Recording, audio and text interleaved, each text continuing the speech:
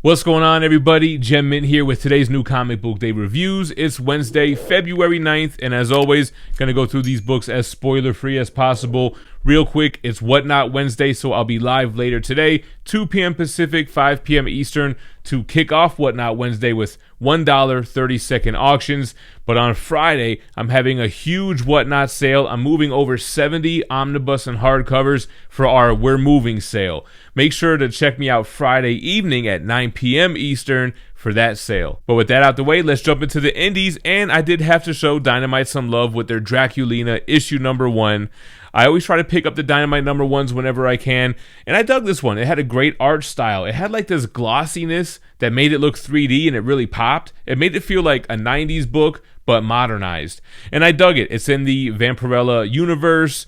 We have a kind of Freaky Friday kind of Captain Marvel thing going on, like with Rick Jones, where Draculina is transferring back and forth with this other person.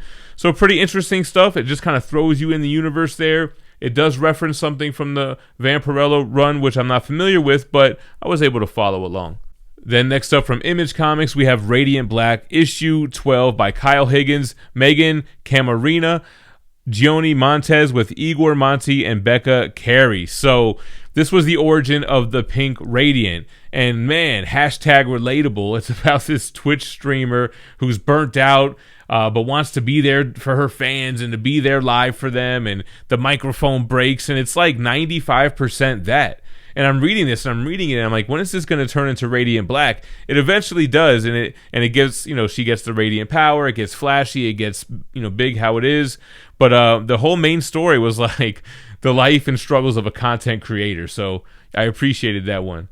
Moving on to the last book from Image. It was kind of a light week altogether for me, guys.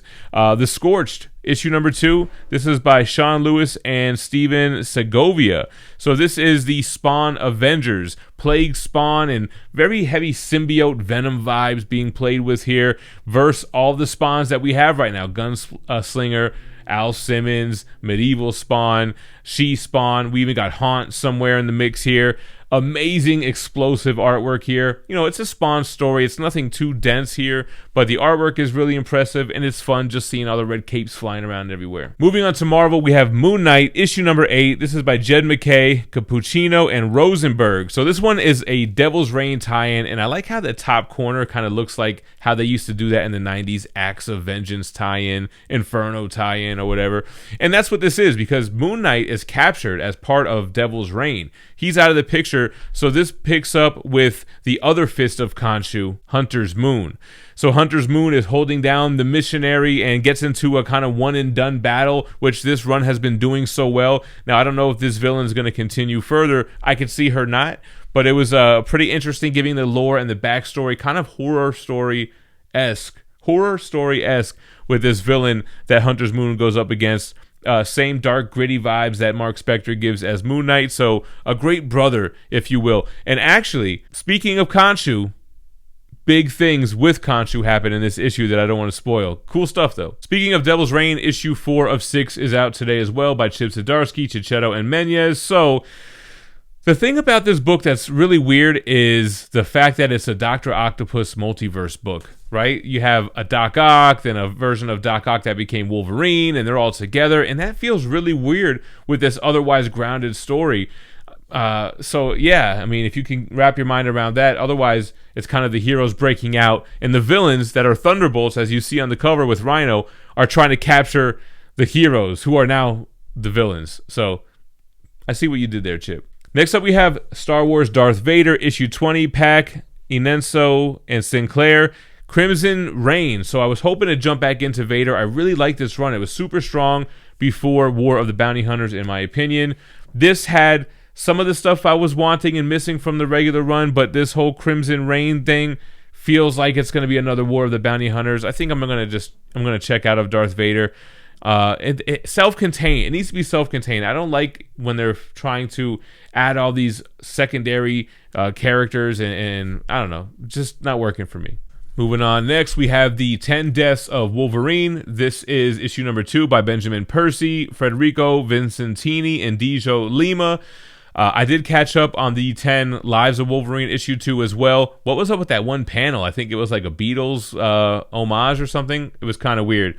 Very different book. This one is much more the conclusion of Jonathan Hickman's Moira McTaggart story. You have this NFT version of Wolverine, this digital version that's kind of like creeping Terminator style up, looking to kill Moira, I guess.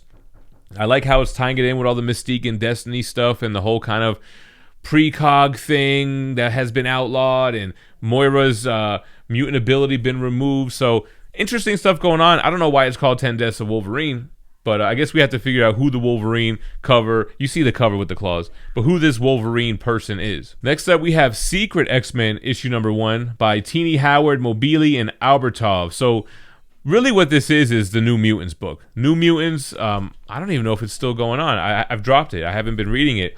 This is, the premise behind Secret X-Men is that everybody who really secretly wanted to be chosen as part of the X-Men during the Hellfire Gala vote, being put together as a team by Sunspot. Like I said, it's mostly New Mutants, and then they're going to go on missions as the X-Men, but it's kept a secret.